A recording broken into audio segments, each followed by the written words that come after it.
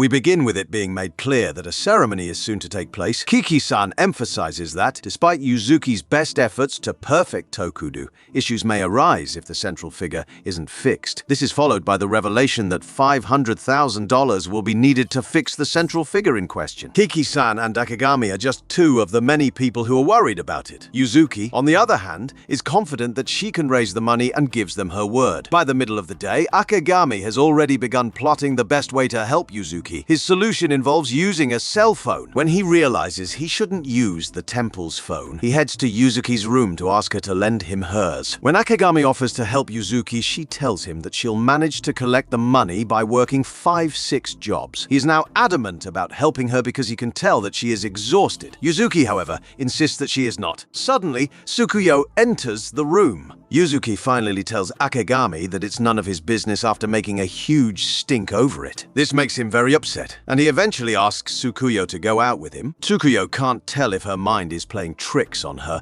or if Akagami really asked her out. When they are outdoors, Akagami unexpectedly compliments Tsukuyo. The next step is to get Akagami a brand new phone. Tsukuyo longs to tell Akagami how she feels, but she settles for getting his number instead. Akagami sends a message to Tsukuyo to express his gratitude for her help throughout the course of the day.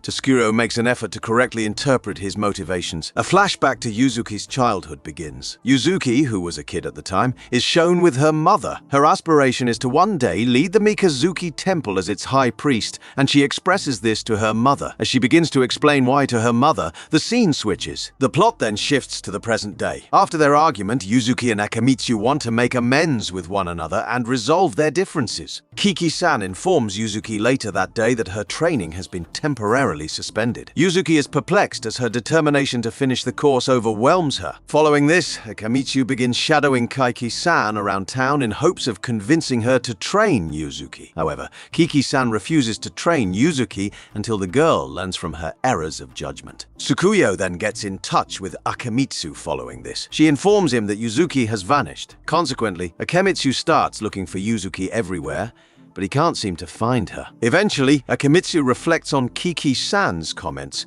which hinted that Yuzuki's seeming happiness may be an act. Consequently, Akamitsu decides to take a chance and look for her under the bridge. When Aketsu shows up underneath the bridge, he spots Yuzuki. It's clear that Yuzuki is extremely vulnerable at this moment. At this point, Akamitsu and Yuzuki share a tender moment. Yuzuki is brought home after she is seen feeling sick. Akamitsu can be seen tending to her needs. When Yuzuki finally opens her eyes, Akamitsu is there to remind her of how crucial it is to have people in her corner. Yuzuki then tells Kiki-san that she has made a mistake by prioritizing her self-reliance over protecting the Buddhist temple. Following this, Yuzuki accepts help from Akamitsu and the other temple girls. After Yuzuki recovers, Kiki-san promises to restart her training. Akamitsu and the temple girls are seen helping Yuzuki in the final moments of the season. In addition, Yuzuki accepts help graciously, and the episode comes to an end.